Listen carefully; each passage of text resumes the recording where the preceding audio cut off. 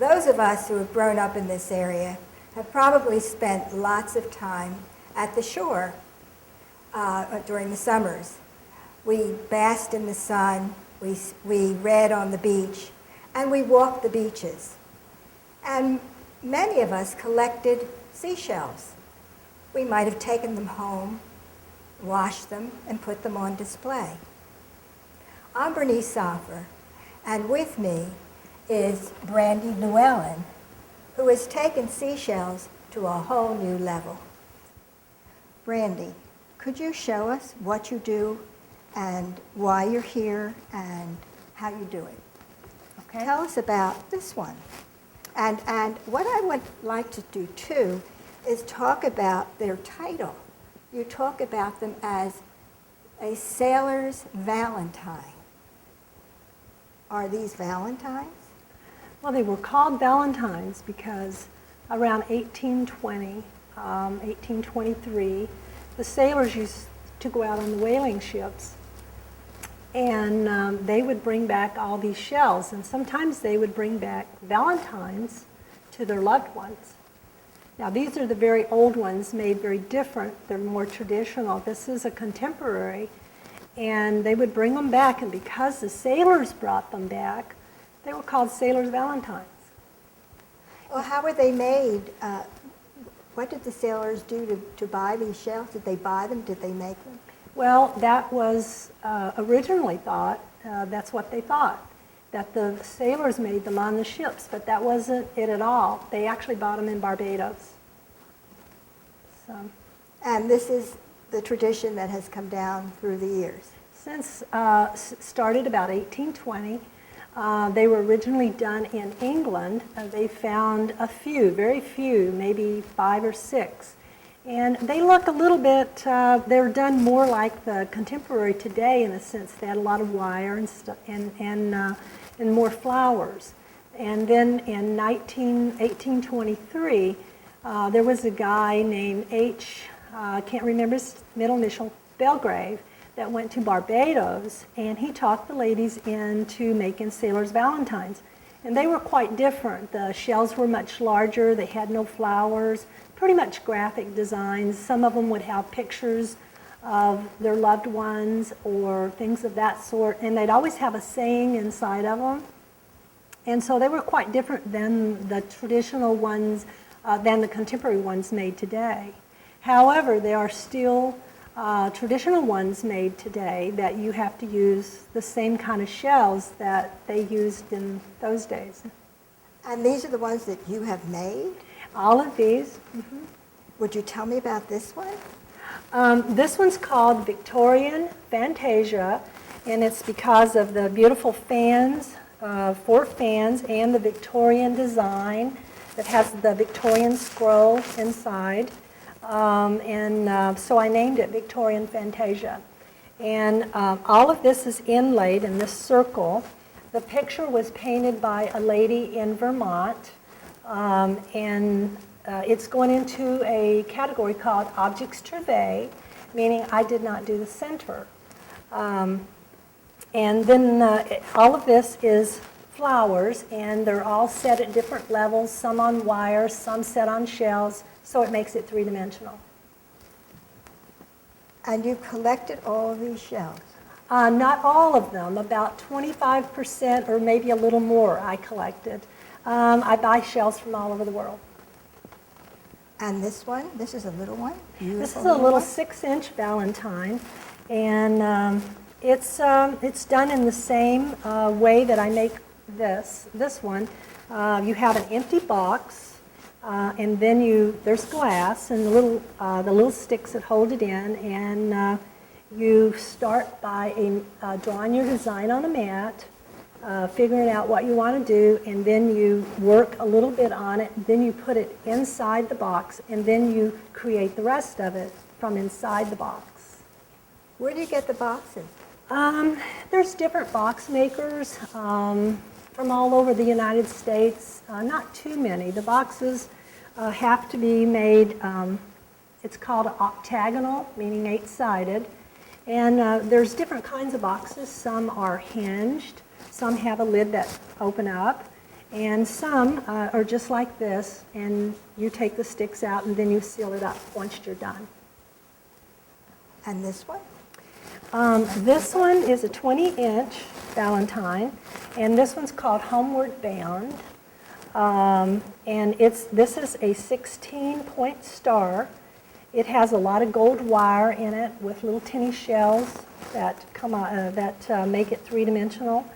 And it's my largest piece I've ever done. Valentines can go all the way up to like 34 inches, and this is a 20-inch. Can you tell me about these little shells right in here, these little black shells? Can the camera get this? What are they? Those are blue mussels, and they usually come from like the Atlantic coast, and they are a bivalve. There's two pieces, a right and a left. And when you do this kind of design here, you usually try to get most of them going like maybe the same side, and then you just sort of overlap them and put them in. Do you have a board on which you work?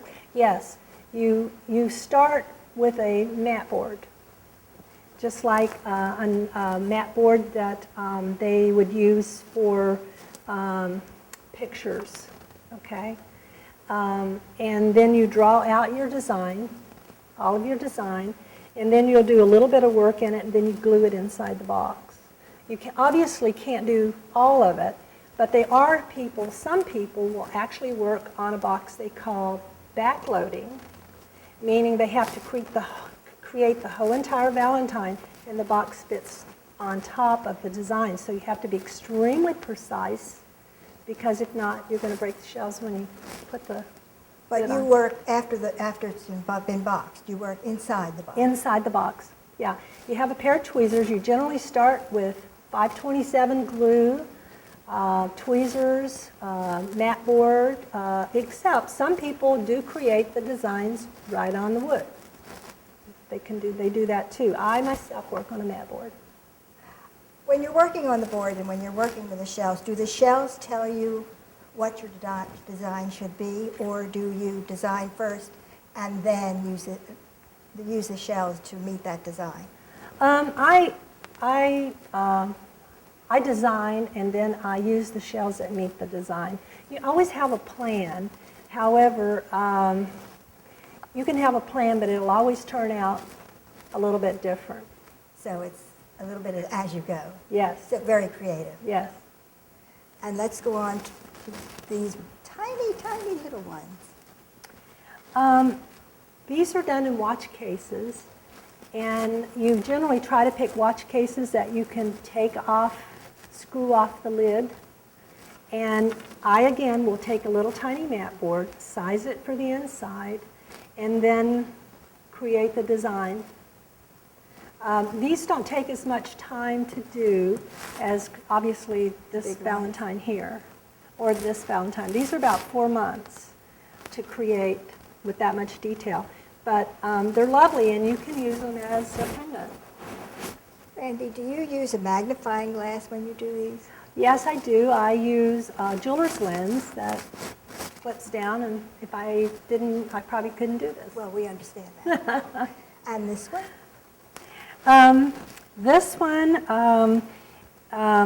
same way. I created it the same way. It has some beautiful shells in it, though, that are called rose petal talons. That's the pink shell right here. And it has a special shell from Japan, this shell that goes around, and then, of course, it has small sand dollars. And it has some shells that are almost on the rare side, these shells right here. And it has...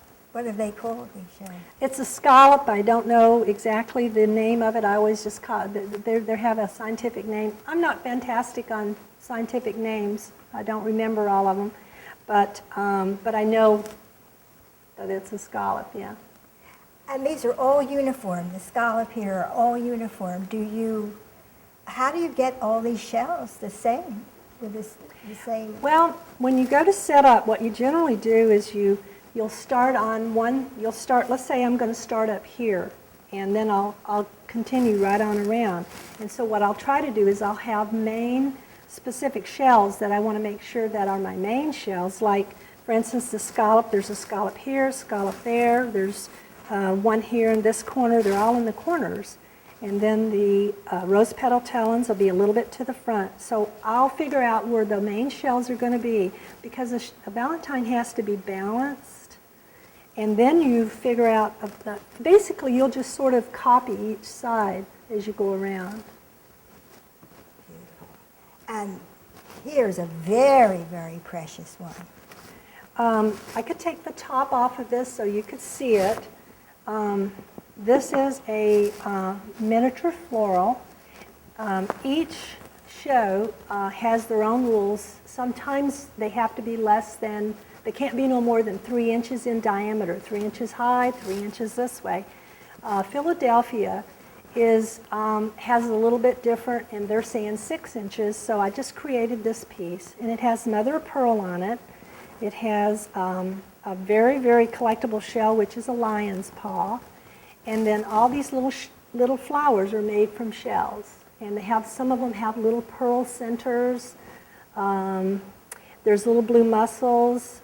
This is a vintage fish scale. And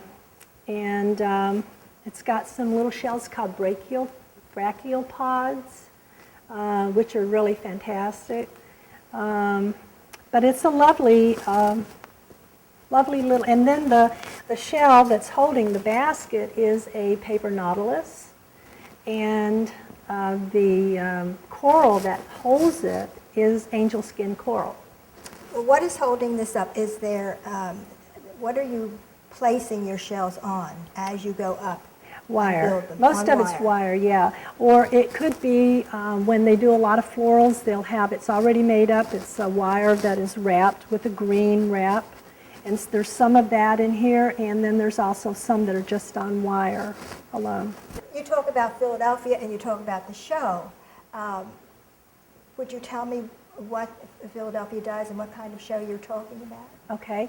Philadelphia is going to be this weekend on the 9th and the 10th. This is their 26th year, and they will have beautiful Valentines and lots of different kinds of shell art on display. It's a competition. People come in from all over the world to compete in this competition, and it's open to the public both days. So you can come in and we can share it with you. And we'll be seeing that next year, I assume. Yes. Okay. We'll be coming back shortly. We'll stop now for a commercial.